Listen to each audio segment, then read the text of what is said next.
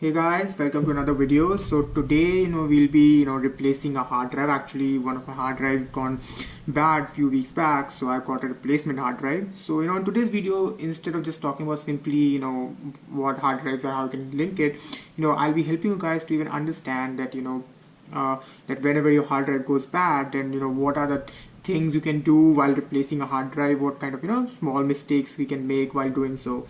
So let's start with the getting this thing replaced. So for modular cases like the one I have, generally you get this kind of brackets that are really easy, so you just need to simply unscrew these things, and your hard drive comes out, and you can simply plug it in the new hard drive, and then you can simply just slide and it will lock, and then you can just connect the cables and it is ready to go.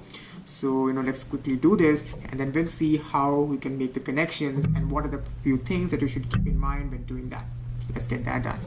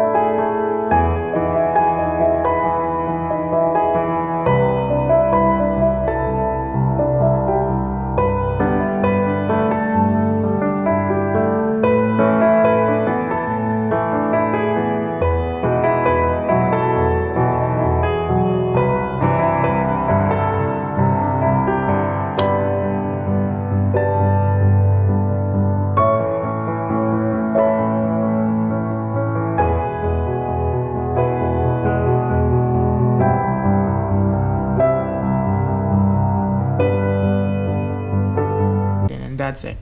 And that's how easy it is to simply replace a hard drive. If you are using anything like this, a modular case, you can just use these bays and finish it off. Now yeah guys, one more thing that I just wanted to discuss over here, that is that when we try to replace our hard drives, it's very easy for us to simply plug it into anything, any of the SATA ports over here. But one thing that's very important is that when you have this kind of a motherboard where we have a lot of stuff over there, like here we have 3 PCI slots, and we got even in place for NVMe. So you need to check your motherboard's manual, because these SATA ports are somewhat shared with your the PCI slots. So like in my case I have one GPU installed, so in that case I need to check that which SATA ports are not on the same bus as that of the the first PCI slot that I'm using, and then I'll choose those SATAs. So that way I'll get maximum speed that I can get from this connection. So that is important. And also if you're using an NVMe drive like here I am using, so in that case also you need to check that, because these NVMe these NVMe ports also share these SATA ports. So it's very important for you to just check which SATA ports are kind of are free and are not occupied with your configuration, and then you should install your hard drive. Sometimes we miss this, and that way it can really hurt the performance.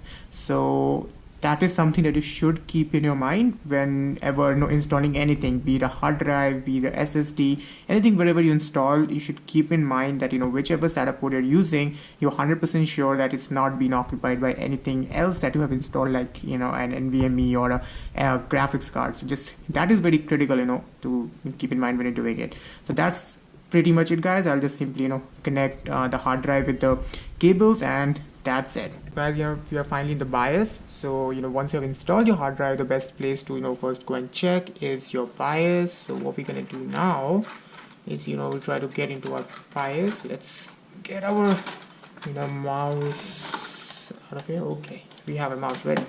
So what we're gonna do now is we're gonna go into the peripheral section, and we see that if we have our hard drive over there or not. So the best way to go ahead and check that out is, let's see. Okay, so Yeah. Now here we can see that like we have all the different SATA ports over here. So in SATA 0 it says that I have a hard drive something with 2 terabyte of space. So yeah, we have successfully installed the hard drive, and you can see that in the other SATA ports pretty much it doesn't show anything. But yeah, like in the SATA 3 I have my Toshiba hard drive, which is a 320 gig hard drive. It's just a temporary hard drive that I was using. So yeah, and also let's go and see what we have more plugged in.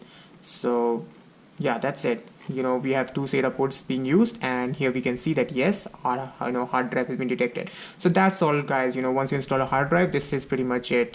And it's quite easy. It's one of the easiest replaceable part in a system, and most of you can do it at your home and don't need to wait for someone to come and replace it for you. If you can get a hard drive, just simply plug out your older one and plug in the new one. That's how easy it is, until unless you require some kind of data restoration kind of stuff, etc. Those things gets complicated from that there. So yeah, that's how easy it is. I hope you guys like this video. If you did, do hit the like button and do subscribe if you haven't, and I'll see you in the next video. Thanks, guys.